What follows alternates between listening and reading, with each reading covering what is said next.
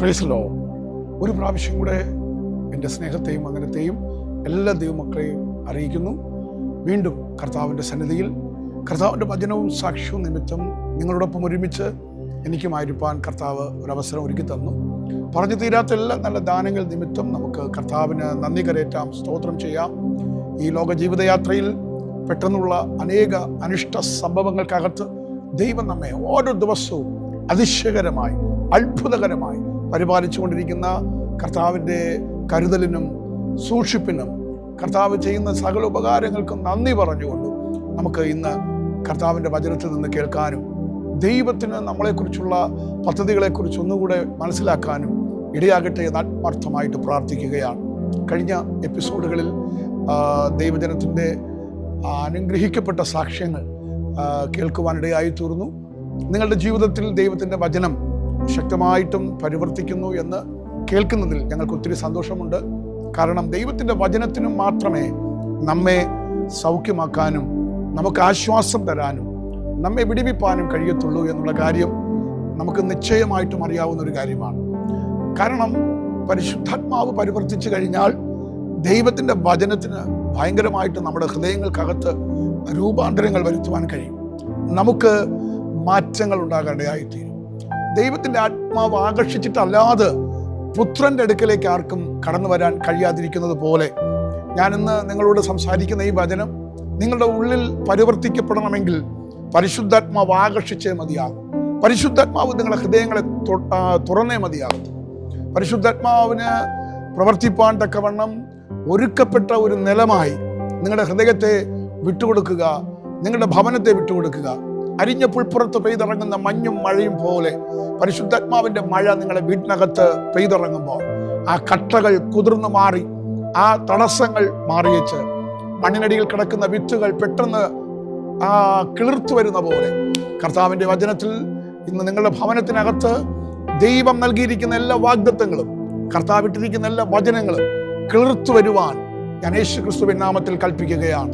നിങ്ങളെക്കുറിച്ചുള്ള ദൈവത്തിൻ്റെ ശബ്ദം, നിങ്ങളുടെ കുടുംബത്തെക്കുറിച്ചുള്ള ദൈവത്തിൻ്റെ ശബ്ദം, നിങ്ങളുടെ തലമുറകളെക്കുറിച്ചുള്ള ദൈവത്തിൻ്റെ ശബ്ദം നിങ്ങളെ വീട്ടിൽ കിടപ്പുണ്ട്. അതേതോ കട്ടകൾക്കിടയിൽ കിടന്ന് അതിങ്ങനെ ദ്രവിച്ചു പോകാനുള്ളതല്ല, അതെവിടെയോ നശിച്ചു പോകാനുള്ളതല്ല. അത് നൂറുമേനിയായി അതിൻ്റെ ഫലം പുറത്തു കൊണ്ടുവരേണ്ട സമയമാണ്. ഞാൻ യേശുക്രിസ്തുവിൻ നാമത്തിൽ പ്രാരംഭമായി തന്നെ ഈ സന്ദേശം കാണുകയും കേൾക്കുകയും ചെയ്യുന്ന എല്ലാ കുടുംബങ്ങൾക്കകത്തും ആ ഇരുട്ടിൻ്റെ അനുഭവങ്ങൾ മാറിയിട്ട് വെളിച്ചമുദിക്കുകയും മാത്രമല്ല ദുർഘടങ്ങൾ സമഭൂമിയായി മാറുകയും ഇരുമ്പോടാമ്പലുകൾ തകർന്നു മാറുകയും താമ്രവാതിലുകൾ കണ്ണിക്കപ്പെടുകയും ചെയ്തിട്ട് മറഞ്ഞു കിടക്കുന്ന ചില നന്മയുടെ വാതിലുകൾ തുറന്നു വരുവാൻ യേശുക്രിസ്തുവിൻ നാമത്തിൽ ഞാൻ കൽപ്പിക്കുകയാണ്. കർത്താവിൻ്റെ നിന്ന് കേൾക്കാൻ, കർത്താവിൽ നിന്ന് പ്രാപിപ്പാൻ വളരെ ഒരുക്കത്തോടുകൂടെ നിങ്ങൾ ഇനിയുള്ള നിമിഷങ്ങളായിരിക്കുന്നുവെങ്കിൽ ഉറപ്പായിട്ടും കർത്താവിൻ്റെ ആത്മാവ് നമ്മോട് സംസാരിക്കും, നമ്മോട് ഇടപെടും. മാത്രമല്ല ഈ സന്ദേശം, ഈ ദൈവിക ശുശ്രൂഷകൾ നിങ്ങൾക്കൊരു അനുഗ്രഹമാണെന്ന് കരുതുന്നെങ്കിൽ ഉറപ്പായിട്ടും ഞങ്ങളെ വിളിക്കണം, നിങ്ങളുടെ സാക്ഷ്യങ്ങൾ അറിയിക്കണം. അത് കർത്താവിൻ്റെ നാമത്തെ മഹത്വപ്പെടുത്തുവാൻ വേണ്ടിയിട്ടാണ്, കർത്താവിൻ്റെ നാമത്തെ ഉയർത്തുവാൻ വേണ്ടിയിട്ടാണ്. നാം ഒരുമിച്ച് അവൻ്റെ നാമത്തെ മഹത്വപ്പെടുത്തുക എന്ന വചനത്തിൽ വായിക്കുന്ന പോലെ, ഞാൻ എൻ്റെ നേർച്ചകളെ സകല ജനവും കാണുക കഴിക്കുമെന്ന് ദാവീദ് പറയുന്ന പോലെ, നമുക്ക് ദൈവം ചെയ്യുന്ന ഉപകാരങ്ങൾ, നമ്മുടെ ജീവിതത്തിൽ ദൈവം ചെയ്യുന്ന അത്ഭുതങ്ങൾ സകല ജനവും കാണുക, അത് പറയുന്നതും ആ കർത്താവിൻ്റെ നാമത്തെ ഉയർത്തുന്നതും നമ്മുടെ ജീവിതത്തിൽ ഒത്തിരി അനുഗ്രഹമായി തീരും. ആര് കർത്താവിൻ്റെ നാമത്തെ ഉയർത്തുന്നുണ്ടോ അവരെ കർത്താവ് ഉയർത്തും. എന്നെ മാനിക്കുന്നവനെ ഞാൻ മാനിക്കുമെന്നാണ് കർത്താവിൻ്റെ വചനം പറയുന്നത്. ആയതുകൊണ്ട് നമുക്കൊരുമിച്ച് കർത്താവിൻ്റെ നാമത്തെ ഇന്ന് ഉയർത്താം. നിങ്ങളുടെ ലൈഫിൽ എനിക്കറിയാം, മനുഷ്യൻ്റെ കരമല്ല തൊടുന്നത്, ലോകത്തിലെ ഒരു വ്യക്തിയുടെയും കരമല്ല. നമ്മെ വിടിവിപ്പാൻ, നമ്മെ സഹായിപ്പാൻ, നമ്മെ ശക്തീകരിപ്പാൻ കഴിവുള്ള സർവശക്തനായ ദൈവത്തിൻ്റെ കരമാണ് നിങ്ങളെ തൊടുകയും നിങ്ങളെ ആശ്വസിപ്പിക്കുകയും നിങ്ങളെ വിടിവിക്കുകയും ചെയ്യുന്നത്. അതുകൊണ്ട് എനിക്ക് 100% ഉറപ്പുണ്ട്, കർത്താവ് നിങ്ങളെ വിടുവിക്കും. നിങ്ങളിപ്പോൾ ആയിരിക്കുന്ന ഏത് വിഷയത്തിനകത്താണെങ്കിലും ആ വിഷയത്തിനകത്ത് ദൈവം നിങ്ങളെ പുറത്തു കൊണ്ടുവരും. അതെന്ത് തന്നെ ആകട്ടെ, കുടുംബത്തിനകത്തുള്ള വിഷയമാകട്ടെ, രോഗങ്ങളാകട്ടെ, കടബാധ്യതകളാകട്ടെ, കുടുംബ പ്രശ്നങ്ങളാകട്ടെ, തലമുറകളുടെ വിഷയങ്ങളാകട്ടെ, നിങ്ങളുടെ ജോലി സംബന്ധമായ വിഷയങ്ങളാകട്ടെ, നിങ്ങളുടെ ബിസിനസിന്റെ വിഷയങ്ങളാകട്ടെ, നിങ്ങളുടെ മിനിസ്ട്രിയുടെ വിഷയങ്ങളാകട്ടെ, എന്തുമാകട്ടെ, ദൈവത്തിന് ആ വിഷയത്തിനകത്ത് മറുപടി തരാൻ കഴിയും. കാരണം ദൈവത്തിന് മാത്രമേ ആ വിഷയത്തിനകത്തൊരു സൊല്യൂഷൻ തരാൻ പറ്റത്തുള്ളൂ. മനുഷ്യൻ്റെ അടുക്കൽ കൊണ്ടുപോയാൽ അത് ചീഞ്ഞ് നാറിപ്പോകും. അല്ലെങ്കിൽ അത് പലരും കേട്ടിട്ട് ആ വിഷയത്തെ മുതലെടുക്കും. നിങ്ങളെ വിഷയത്തെ ദേശത്തൊരു വല്ലാത്തൊരു വിഷയമാക്കി മാറ്റും. സകല രഹസ്യങ്ങളെയും സൂക്ഷിക്കുന്ന, അല്ലെങ്കിൽ നമ്മളെ നന്നായി അറിയുന്ന, നമ്മുടെ അവസ്ഥകൾ അറിയുന്ന അപ്പൻ്റെ അടുക്കൽ മാത്രം നമ്മുടെ ഹൃദയങ്ങളെ തുറന്ന് പ്രാർത്ഥിക്കാം. നമ്മുടെ ഹൃദയങ്ങളെ തുറന്ന് നമ്മുടെ അവസ്ഥകളെ പറയാം.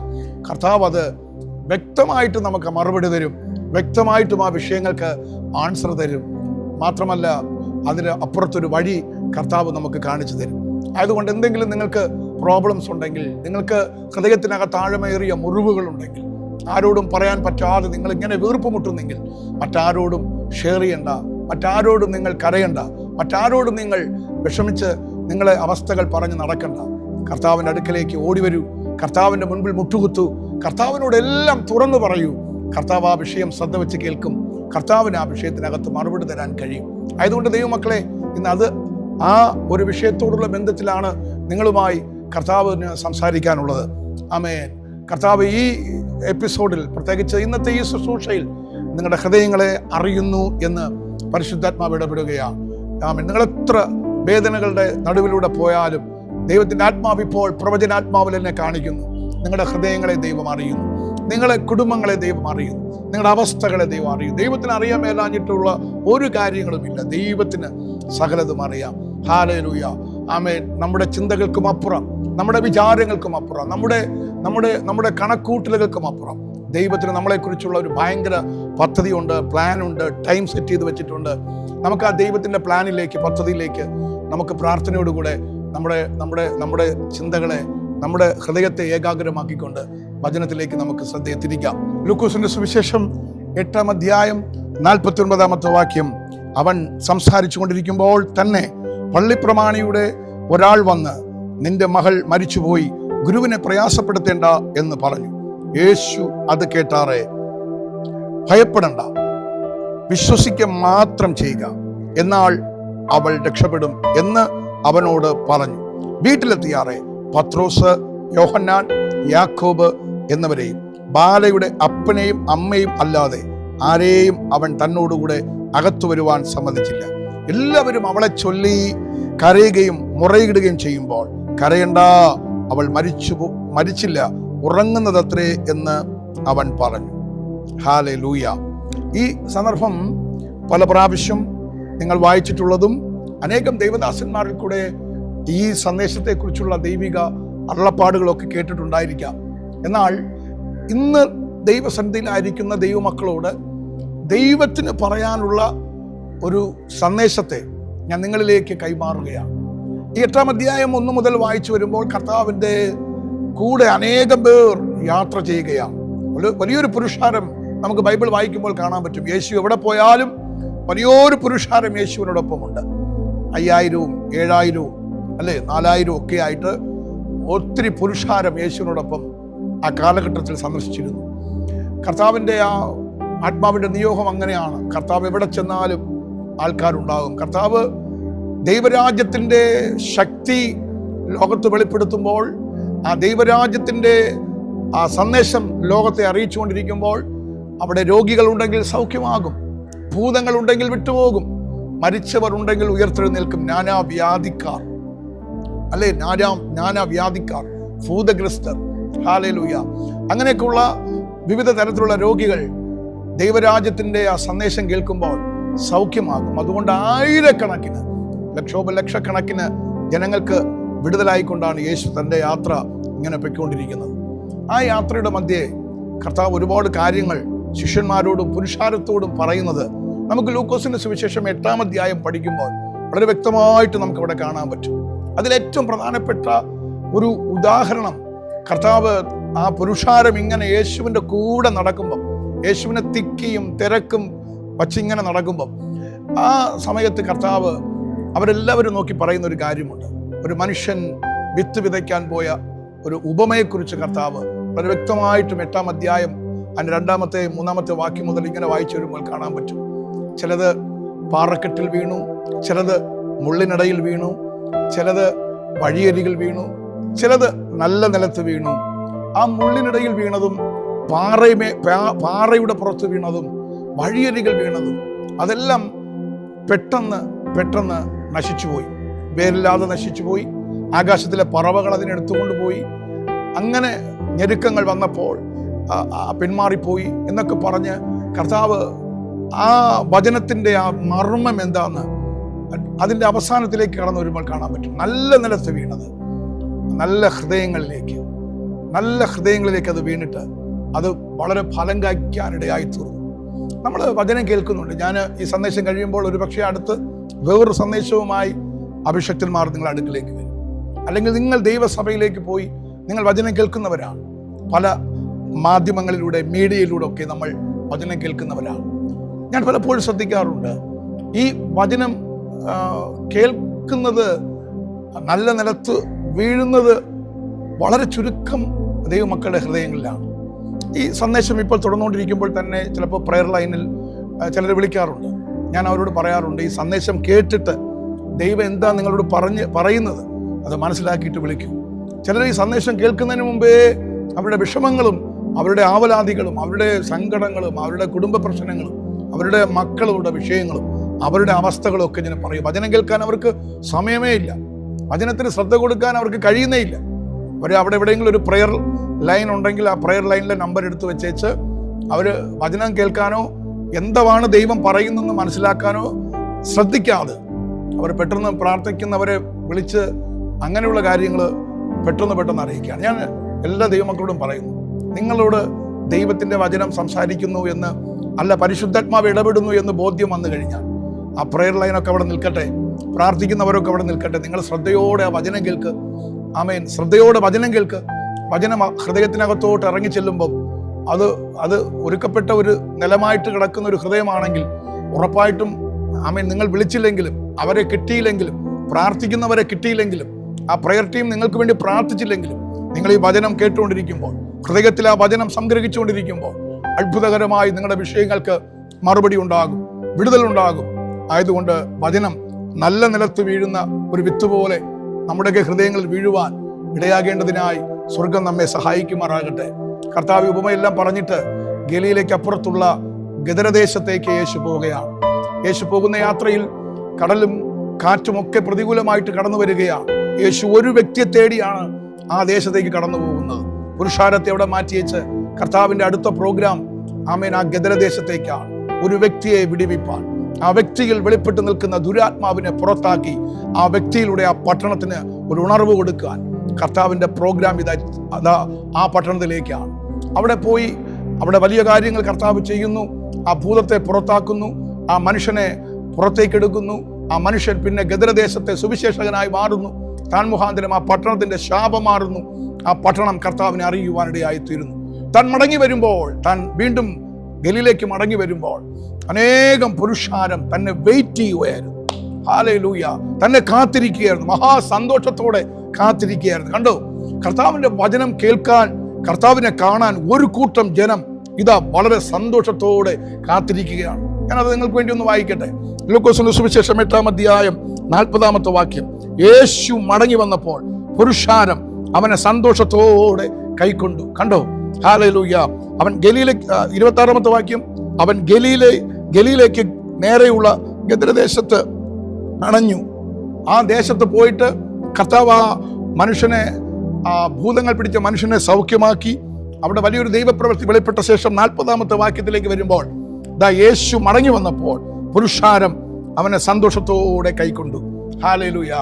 ഇന്ന് പകൽക്കാലം ദൈവത്തെ സന്തോഷത്തോടെ കൈക്കൊള്ളുവാൻ, വചനത്തെ സന്തോഷത്തോടെ കൈക്കൊള്ളുവാൻ, ദൈവ സ്നേഹത്തിൽ ആയിരിക്കാൻ എത്ര പേർ തയ്യാറാണ്? അവർക്ക് വേണ്ടി ദൈവം പ്രവർത്തിക്കും, ദൈവം ഇറങ്ങി വരും. കർത്താവിനെ ആ നിലവാരത്തിലാണ് നമ്മൾ വെയിറ്റ് ചെയ്യാൻ, ആ നിലവാരത്തിലാണ് നമ്മൾ കാത്തിരിക്കുവാൻ. എനിക്കിതുവരെ മറുപടി ആയില്ലല്ലോ എന്ന് പറഞ്ഞ് വിഷമിച്ചല്ല ആമേൻ നമ്മൾ പ്രാർത്ഥിക്കാൻ. എൻ്റെ കാര്യങ്ങൾക്ക് ഇതുവരെയും ഒരു മറുപടി കിട്ടിയില്ല എന്ന് പറഞ്ഞല്ല നമ്മളായിരിക്കുക. എൻ്റെ വിഷയത്തിന് മാത്രം ഒന്നും കാണുന്നില്ലല്ലോ എന്ന് പറഞ്ഞല്ല പെറുപുറത്തുകൊണ്ടിരിക്കാൻ. വളരെ സന്തോഷത്തോടെ ഈ ജനമുണ്ടല്ലോ, ഒത്തിരി ആവശ്യങ്ങളുള്ള ജനമായി ഇപ്പോൾ യേശുവിനെ വെയിറ്റ് ചെയ്യുന്നത്. ഒത്തിരി രോഗങ്ങളും ഭൂതങ്ങൾ ബാധിക്കപ്പെട്ടവരും കുടുംബങ്ങൾ തകർക്കപ്പെട്ടവരും രോഗങ്ങളാൽ ബാധിതരായവരും ഒക്കെയാണ് വെയിറ്റ് ചെയ്യുന്നത്. പക്ഷെ ആ വെയിറ്റ് ചെയ്യുന്ന ജനത്തിന് ഒരു സന്തോഷമുണ്ട്. അതാണ് ഏറ്റവും വലിയ പ്രത്യേകത. ഒരുപാട് ജീവിതത്തിൽ മുൻപോട്ട് പോകാൻ പറ്റാത്ത തകർച്ചകളും പ്രതികൂലങ്ങളും വിഷമങ്ങളും രോഗങ്ങളും ഒക്കെ കൊണ്ട് നിറയപ്പെട്ട ഒരു ജനസമൂഹമാണ് യേശുവിനെ വെയിറ്റ് ചെയ്യുന്നത്. പക്ഷേ ആ വെയിറ്റ് ചെയ്യുന്ന ജനത്തിന് വളരെ സന്തോഷമുണ്ടായി.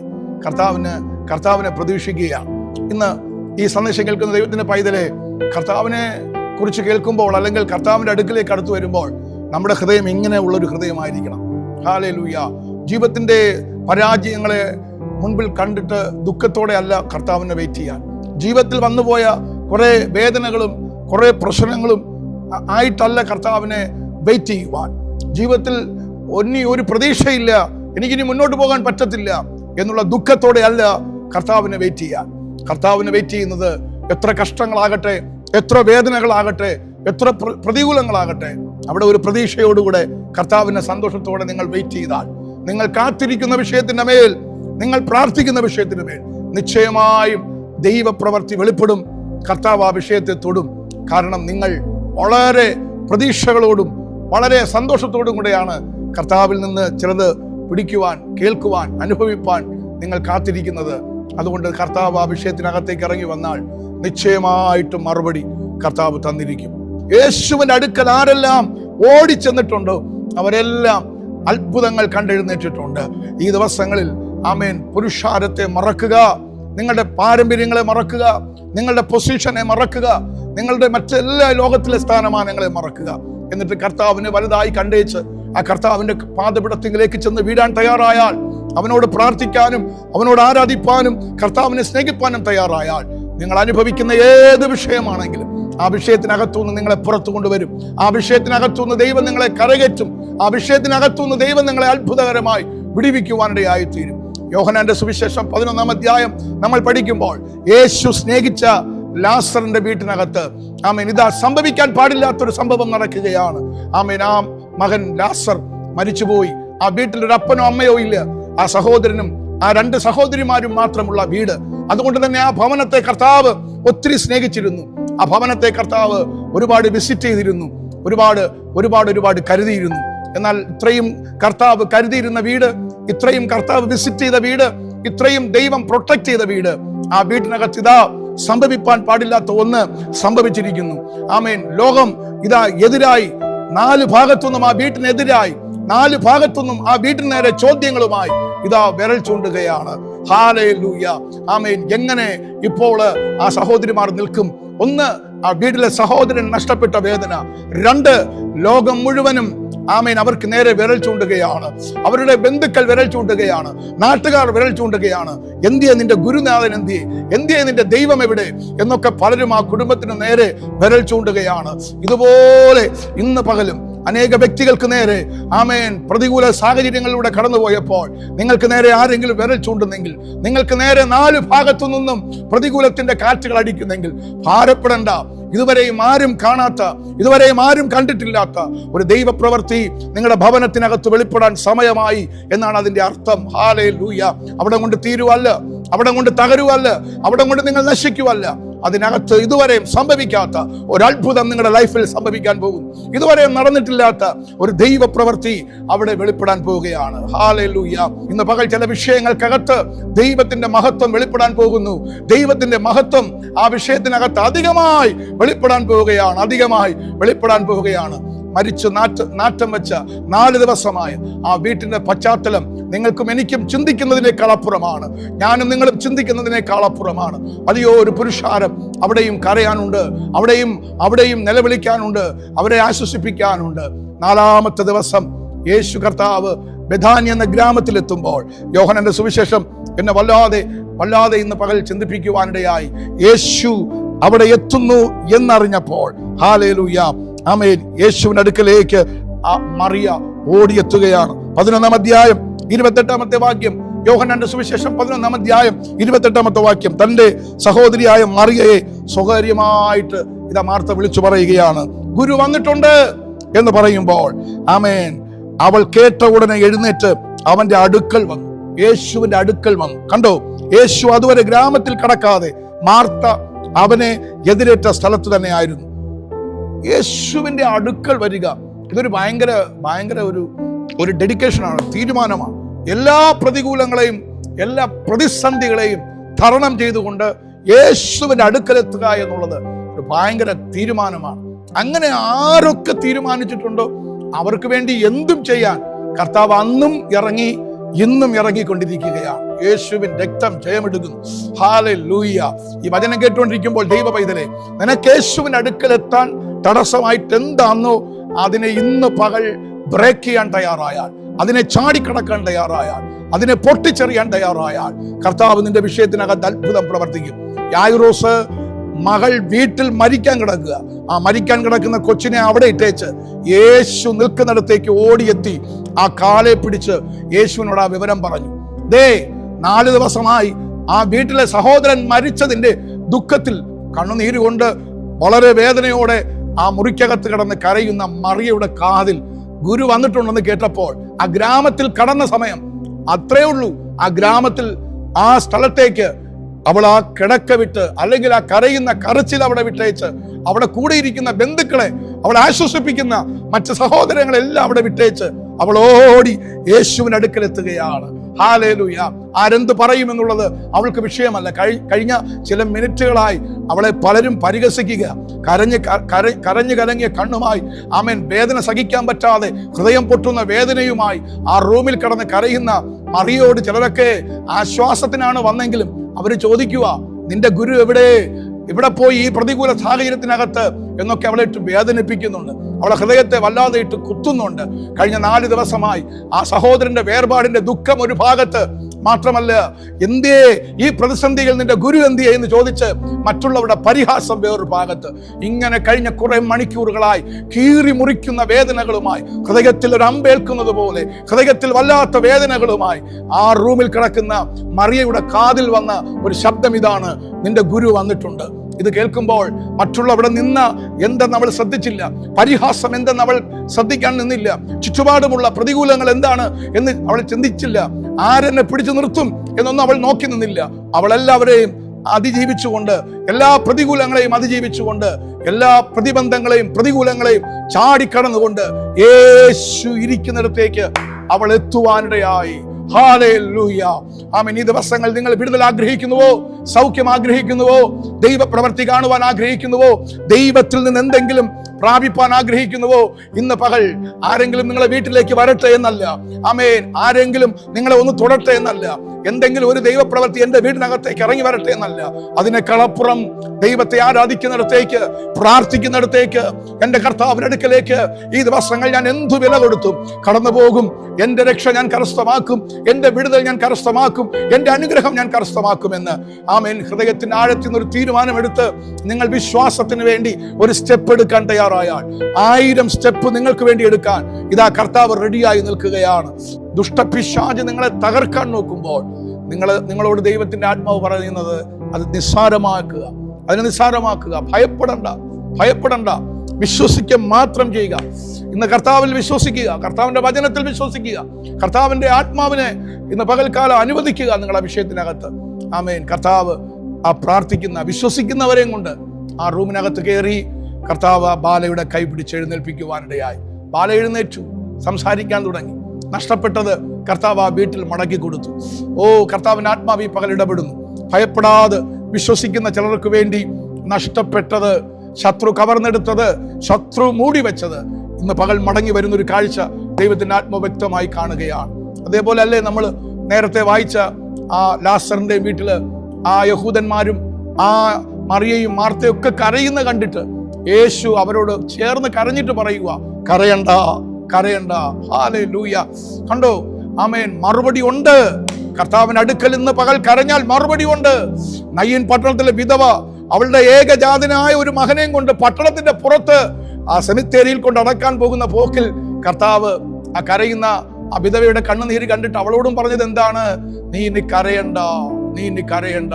ഹല്ലേലൂയ, ആമേൻ. അതും ലൂക്കോസ് 7:11 നീ ഇനി കരയണ്ട. ഈ ശബ്ദം കേൾക്കുന്ന ദൈവത്തിന്റെ പൈതലേ, കർത്താവിന്റെ ദാസിദാസന്മാരെ, പരിശുദ്ധാത്മാവ് ഇപ്പോൾ ഇടപെടുകയാണ്. കരയണ്ട. എത്ര തകർന്നു പോയ വിഷയമാണെങ്കിലും, എത്ര ഉടഞ്ഞ വിഷയമാണെങ്കിലും, എത്ര അസാധ്യമായ വിഷയങ്ങളാണെങ്കിലും കരയണ്ട, ഭയപ്പെടണ്ട. വിശ്വസിക്കുക മാത്രം ചെയ്യുക. കർത്താവിന്റെ പാദപീഠത്തിലേക്ക് മാത്രം കവിണ് വീണ് കരയുക. കർത്താവേ എന്ന് വിളിക്കുക. ഉറപ്പായിട്ടും ആ കർത്താവിന്റെ കരം ഇന്ന് ഇപ്പോൾ ഈ നിമിഷം നിങ്ങൾക്കും എനിക്കും വേണ്ടി ചലിക്കുവാൻ പോവുകയാണ്. ഞാൻ നിങ്ങൾക്ക് വേണ്ടി പ്രാർത്ഥിക്കുവാൻ തുടങ്ങുകയാണ്. ഈ സമയം പരിശുദ്ധാത്മാവ് നിങ്ങളുടെ വിഷയത്തിനകത്തേക്ക് ഇറങ്ങി വരാൻ ഞാൻ ആത്മാർത്ഥമായിട്ട് പ്രാർത്ഥിക്കാൻ തയ്യാറാകുകയാണ്. എല്ലാ പ്രിയപ്പെട്ടവരും, നിങ്ങളായിരിക്കുന്ന റൂമിൽ, നിങ്ങൾ ഏത് സാഹചര്യത്തിലാണെങ്കിലും ഭയപ്പെടണ്ട, വിശ്വസിക്കുക മാത്രം ചെയ്യുക. ആ വിഷയത്തെ ഓർത്ത് ഭയപ്പെടേണ്ടെന്ന്, ആ വിഷയത്തെ ഓർത്ത് ഭയപ്പെടേണ്ടെന്ന്, നിങ്ങൾ ഭാരപ്പെടുന്ന ആ വിഷയത്തെ ഓർത്ത് നിങ്ങൾ ഭയപ്പെടണ്ട. അത് നിങ്ങളെ നശിപ്പിക്കത്തില്ല. അത് നിങ്ങളെ തകർക്കത്തില്ല. അത് നിങ്ങളെ കൊണ്ടുപോകത്തില്ല. ആ വിഷയം നിങ്ങളെ, ആമേൻ, ദേശത്തൊരു നിന്നാ വിഷയമാക്കത്തില്ല. ആ വിഷയം മുഖാന്തരം നിങ്ങൾ ദേശത്ത് തകർന്നു പോകാൻ സ്വർഗം അനുവദിക്കത്തില്ല. ഡമന അടഗഡര ജുവൽഖമന, ഹല്ലേലൂയ. ദൈവാത്മാവ് ഇടപെടുകയാണ്. ആ വിഷയത്തിനകത്ത് നിങ്ങൾ ഭയപ്പെടണ്ട, നിങ്ങൾ വിശ്വസിക്കുക മാത്രം ചെയ്യുക. ഈ വിഷയത്തിനകത്ത് എൻ്റെ ദൈവത്തിന് പ്രവർത്തിക്കാൻ കഴിയും. എൻ്റെ ദൈവത്തിന് ഈ വിഷയത്തിനകത്ത് എന്നെ പുറത്തു കൊണ്ടുവരാൻ കഴിയും എന്ന് മാത്രം വിശ്വസിക്കുക. ഇപ്പോൾ തന്നെ ദൈവപ്രവൃത്തി വെളിപ്പെടാൻ പോവുകയാണ്. കണ്ണടച്ച് ആമേൻ, ദൈവത്തെ അല്പസമയം ഒന്ന് സ്തുതിച്ചാട്ട് ഹൃദയത്തിൻ്റെ ആഴത്തിൽ യേശുവേ എന്ന് വിളിച്ചേ, യേശുവേ എന്ന് വിളിച്ചേ. ആ കുരുടൻ അറിയാമായിരുന്നു ആ നാമത്തിന്റെ ശക്തി എന്താന്ന്. അതുകൊണ്ട് തന്നെ അവൻ അതിന്റെ ഗൗരവം അനുസരിച്ച് വിളിക്കുകയാണ്. യേശുവേ ദാവീദ് പുത്ര എന്നുള്ള വിളി അനേകം പുരുഷാരങ്ങളെ മാറ്റിമറിച്ചുകൊണ്ട് കർത്താവിന്റെ കാതിൽ ആ ശബ്ദം എത്തിയത്. വിളിക്കേണ്ട നിലയിൽ വിളിച്ചപ്പോൾ, കരയേണ്ട നിലയിൽ കരഞ്ഞപ്പോൾ, നിലമ്പാട് വീഴേണ്ട നിലയിൽ നിലമ്പാട് വീണ് കഴിഞ്ഞപ്പോൾ കർത്താവിന്റെ കരം ആ വിഷയത്തെ തേടിയെത്തിയെങ്കിൽ, എത്ര കരഞ്ഞുകൊണ്ടിരിക്കുന്ന വിഷയങ്ങളാകട്ടെ, എത്ര അസാധ്യമായ വിഷയങ്ങളായിക്കൊള്ളട്ടെ, നിശ്ചയമായിട്ടും കർത്താവ് ഈ സമയത്ത് തന്നെ ആ വിഷയങ്ങളുടെ മേൽ അത്ഭുതങ്ങൾ ചെയ്ത് കഴിഞ്ഞു. വിശ്വസിക്കുക മാത്രം ചെയ്യുക. ആ ഭയത്തെ പുറത്താക്കുക, ആ ഭയത്തെ പുറത്താക്കുക. ഈ വിഷയം എന്ത് ഭവിക്കും, എന്തായിത്തീരും, എങ്ങനെ അവസാനിക്കും എന്നുള്ള ആ ഭയം നിങ്ങളെ വിട്ട് മാറിപ്പോകട്ടെ യേശുവിൻ്റെ നാമത്തിൽ. ഞാനത് പറയുമ്പോൾ തന്നെ ചിലരുടെ ഹൃദയങ്ങൾക്കകത്തുനിന്ന് ആ സ്പിരിറ്റ് ഓഫ് ഫിയർനെസ്, ആ ഭയത്തിൻ്റെ ശക്തി ഇറങ്ങിപ്പോകുന്ന ഒരു കാഴ്ച ഞാൻ ആത്മാവിൽ കാണുകയാണ്. ധൈര്യത്തിൻ്റെ ആത്മാവ്, ബലത്തിൻ്റെ ആത്മാവ്, ശക്തിയുടെ ആത്മാവ് എല്ലാവരുടെ ഉള്ളങ്ങളിൽ ഇപ്പോൾ തന്നെ നിറയുമാറാകട്ടെ. നമുക്ക് ഒരുമിച്ച് പ്രാർത്ഥിക്കാം. ചേർന്ന് എന്നോടൊപ്പം ചേർന്ന് യേശുവേ എന്ന് വിളിക്കുക. കർത്താവിന് നന്ദി പറയുക, കർത്താവിന് മഹത്വം കൊടുക്കുക.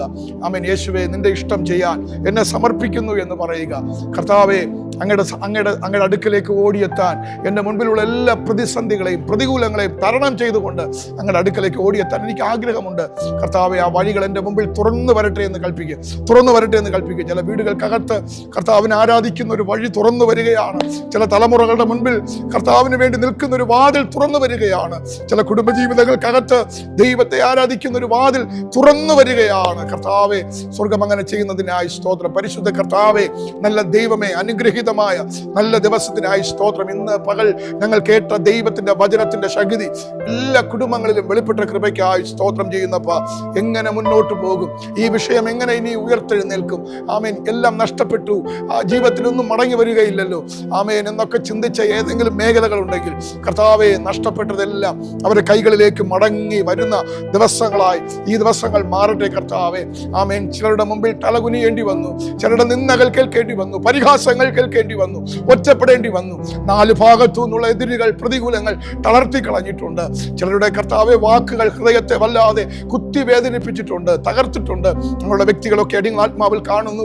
സകല ബുദ്ധിയെയും കവിയുന്ന ആ ദൈവിക സമാധാനം ആ ഹൃദയങ്ങളെ ഇപ്പോൾ ആശ്വസിപ്പിക്കണമേ, ബലപ്പെടുത്തണമേ, ധൈര്യപ്പെടുത്തുമാറാകണമേ. ആമേൻ. ഇപ്പോൾ ആയിരിക്കുന്ന സാഹചര്യത്തിൽ നിന്ന് അവർ എഴുന്നേറ്റ് ദൈവത്തെ സ്തുതിക്കുവാൻ തുടങ്ങട്ടെ, സന്തോഷിക്കുവാൻ തുടങ്ങട്ടെ. ഹല്ലേലൂയ. ആർപ്പിന്റെ, സന്തോഷത്തിന്റെ, ഉല്ലാസത്തിന്റെ ഒരു അനുഭവം ആ ഭവനത്തിനകത്ത് കർത്താവ് കൽപ്പിച്ചാക്കണമേ.